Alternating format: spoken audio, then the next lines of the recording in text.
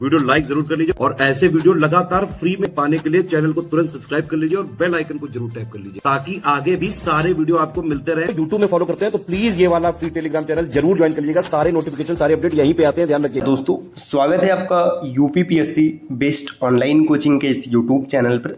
आज की इस वीडियो में हम लोग भारतीय संविधान के एक महत्वपूर्ण बिंदु संविधान के प्रमुख स्रोत के बारे में देखेंगे। यह क्लास सभी प्रकार के प्रतियोगी परीक्षाओं के लिए समान रूप से उपयोगी है। और दोस्तों चलिए फिर शुरू करते हैं आज के इस इंटरेस्टिंग सेशन को। इससे पहले आप वीडियो को लाइक कर दीजिएगा और चैनल पर अगर पहली बार विजिट किए तो सब्सक्राइब करना ना भूलिएगा। चलिए बढ़ते हैं आगे अपने क्लास को। देखिए यहाँ पर संविधान के बारे में बताया गया कि भारतीय संविधान में कौन से तथ्य किस देश से लिए गए हैं और यहाँ पर उन तथ्यों की सूची दी हुई है। तो देखिए सबसे पहले अगर बात करेंगे कि भारत के संविधान के बारे में कुछ विशेष तथ्य, पहले इसको समझते हैं फिर इस पर आते हैं। देखिए भारतीय संविधान के बारे में अगर बात किया जाए तो आपको पता होगा जब भारत का संविधान तैयार किया गया था तो उसमें मूल रूप से 8 अनुसूचियां थी, 22 भाग थे और 395 अनुच्छेद थे। फिर समय समय पर इसमें संशोधन हुआ। वर्तमान में इसमें 12 अनुसूचियां हैं, 25 भाग है और अनुच्छेद बढ़ गए, लेकिन जो इनकी संख्या मूल रूप से 395 ही मानी जाती है। अब भारत के संविधान के बनने में जो समय लगा था वो 2 वर्ष 11 महीने 18 दिन का समय लगा था, ये सबको पता होगा। इसके बाद इसमें कितना खर्च आया था, ये चीज़ अगर पूछा जाए कि संविधान बनाने में कितना खर्च आया था तो आपको याद रखना है 63,96,729 रुपए का खर्च आया था। ये एक पॉइंट ये भी इंपॉर्टेंट हो गया। अब संविधान की कितनी प्रतियां तैयार की गई थी, तो संविधान की 3 प्रति तैयार की गई थी। एक इंग्लिश में टाइप वर्जन में थी, मतलब टाइप किया गया था। एक इंग्लिश में हैंड रिटन थी, मतलब अंग्रेजी में हाथ से लिखा गया था। तो हाथ से लिखने का काम किया था प्रेम विहारी नारायण रायजादा, ये नाम याद रखिएगा। और हिंदी में भी लिखा गया था, तो हिंदी में लिखा था वसंत कृष्ण वैद्य ने, वसंत कृष्ण वैद्य, ये हिंदी में इन्होंने लिखा था। ये पॉइंट इंपॉर्टेंट हो गया।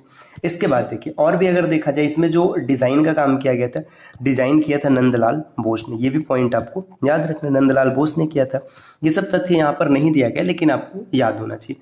अच्छा, जो हिंदी लेखन का काम किया गया था या जो अंग्रेजी लेखन का काम किया गया था, इसमें 6 महीने का समय लगा था, ये भी आपको पता होना चाहिए। इसमें पेज 251 थे, जो संविधान लिखा गया था 251 पेज थे। वजन 3.75 किग्रा, ये भी महत्वपूर्ण है। और संविधान जब तैयार किया गया था तो संशोधन के लिए जो प्रस्ताव आया था ये आया था 7,635। तो ये कुछ इंपॉर्टेंट पॉइंट है जो कि भारत के संविधान के बारे में पता होना चाहिए। संविधान जब बना था मूल रूप से 8 अनुसूची, 22 भाग और 395 अनुच्छेद थे। समय समय पर संशोधन हुआ तो इसमें 12 अनुसूची वर्तमान में है, 25 भाग है और 395 अनुच्छेद मूल रूप से संख्या में है। इसको बनाने में खर्च आया था 63,96,729 रुपए का। इसकी 3 प्रतियां बनाई गई थी। पहली प्रति इंग्लिश में थी, ये टाइपिंग वर्जन में थी। दूसरी प्रति इंग्लिश में थी, हैंड रिटन, ये प्रेम बिहारी नारायण रायजादा ने लिखा था। वसंत कृष्ण वैद्य ने इसका हिंदी वर्जन लिखा था। डिज़ाइन किया था नंदलाल बोस ने। ये जो लेखन का काम है 6 महीने में पूरा हुआ था। इसमें 291 पेज थे, 3.75 kg इसका वजन था और 7,635 संशोधन प्रस्तुत किए गए थे। तो कुछ इंपॉर्टेंट फैक्टर है जो आपको पता होना चाहिए। अब भारत के संविधान में कौन सा तथ्य किस देश से लिया गया, ये चीज़ यहाँ पर देखते हैं। देखिए देश से लिया गया, इससे ज़्यादा अच्छा शब्दों का आप बोलिए देश से प्रेरित है। इसका कारण क्या है, देखिए जो चीज़ जैसे मान लीजिए ऑस्ट्रेलिया के संविधान से, तो ऐसा नहीं कि हूबहू वही उठा के रख दिया गया, वहाँ से प्रेरणा लिया गया और फिर अपने हिसाब से उसको तैयार किया गया। देखिए ऑस्ट्रेलिया के संविधान से क्या क्या प्रेरित है, समवर्ती सूची, अनुसूची 7 अगर देखेंगे तो उसमें राज्य सूची, संघ सूची और समवर्ती सूची साथ में रखा गया। समवर्ती सूची ऐसा विषय होता है जिस पर केंद्र और राज्य दोनों कानून बना सकते हैं। देखिए संघ सूची में जिन बिंदुओं को रखा गया उसमें कानून बनाने का अधिकार सिर्फ केंद्र को है।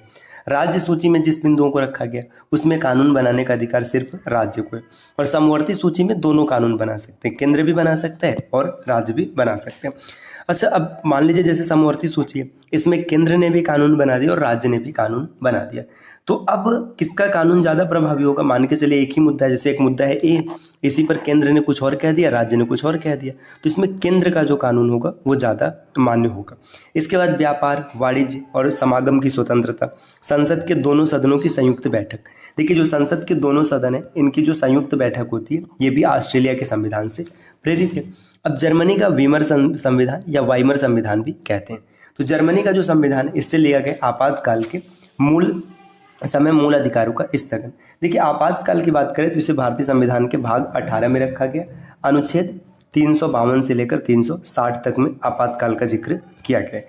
अब 352 जो है इसे राष्ट्रीय आपातकाल कहते हैं। फिर इसी में 356 आता है जिसे राष्ट्रपति शासन कहते हैं या फिर संवैधानिक तंत्र की विफलता, और 360 जो है इसे वित्तीय आपातकाल कहा जाता है। तो ये 3 आपातकाल है विशेष तौर पर जो आपको याद रखने। तो आपातकाल जर्मनी के वीमर संविधान या वाइमर संविधान कह लीजिए उससे लिया गया, भाग 18 में रखा गया, अनुच्छेद 352 से 360 तक। सोवियत संघ जो कि आज के समय में रसिया है, पहले यूएसएसआर हुआ करता था, आज के समय में रसिया है। यहाँ से मूल कर्तव्य और प्रस्तावना में न्याय। देखिए न्याय 3 तरीके का है, सामाजिक, आर्थिक और राजनीतिक। 3 तरीके के न्याय की बात करते हैं। और जो ये न्याय है सामाजिक, आर्थिक और राजनीतिक, पूरे संविधान में इसका जिक्र सिर्फ 2 जगह है, एक प्रस्तावना में है और दूसरा डीपीएसपी में। अब डीपीएसपी के किस अनुच्छेद में इसका प्रावधान किया गया आप कमेंट करके बताइएगा। तो ये यूएसएसआर के संविधान से लिया गया मूल कर्तव्य, जो कि संविधान संशोधन के माध्यम से भाग 4 अनुच्छेद 51A में जोड़ा गया था। वर्तमान समय में 11 मूल कर्तव्य हैं, पहले 10 था, फिर बाद में इसमें 11वां जोड़ा गया था। और इसमें न्याय के बारे में ये यूएसएसआर से लिया गया। फ्रांस के संविधान से गणतंत्रात्मक एवं प्रस्तावना में स्वतंत्रता, समता और बंधुता के आदर्श को अपनाया गया है। दक्षिण अफ्रीका का संविधान, यहाँ से लिया गया संविधान संशोधन की प्रक्रिया। संविधान संशोधन की प्रक्रिया अनुच्छेद 368 है ना, आपने पढ़ा होगा अनुच्छेद 368, ये दक्षिण अफ्रीका से लिया गया। और राज्यसभा के सदस्यों का निर्वाचन, जो राज्यसभा है, राज्यसभा में सदस्यों का निर्वाचन किस तरीके से होगा, ये दक्षिण अफ्रीका के संविधान से लिया गया। देखिए राज्यसभा के जो सदस्य हैं निर्वाचन और मनोनयन दोनों से भरे जाते हैं। मनोनयन राष्ट्रपति के द्वारा होता है, 12 सदस्यों का मनोनयन किया जाता है। ये शिक्षा, साहित्य, इन सब क्षेत्रों से मनोनयन किया जाता है। जापान के संविधान से लिया गया विधि द्वारा स्थापित प्रक्रिया, ये कहाँ से है, जापान के संविधान से। इसके बाद देखिएगा भारत शासन अधिनियम 1935, ये भारतीय संविधान ज़्यादातर यहीं से प्रेरित है। तो इसमें संघीय तंत्र, राज्यपाल का कार्यालय, न्यायपालिका, लोक सेवा आयोग, आपातकालीन उपबंध व प्रशासनिक विवरण यहाँ से लिया गया। ब्रिटेन के संविधान से क्या क्या लिया गया, संसदीय शासन, विधि का शासन, विधायी प्रक्रिया, एकल नागरिकता, जो भारत में एकल नागरिकता चलता है, ये कहाँ से लिया गया, ब्रिटेन के संविधान से। मंत्रिमंडल प्रणाली, परमाधिकार लेख, संसदीय विशेषाधिकार और द्विसदनवाद, ये सब प्रेरित है ब्रिटेन के संविधान से।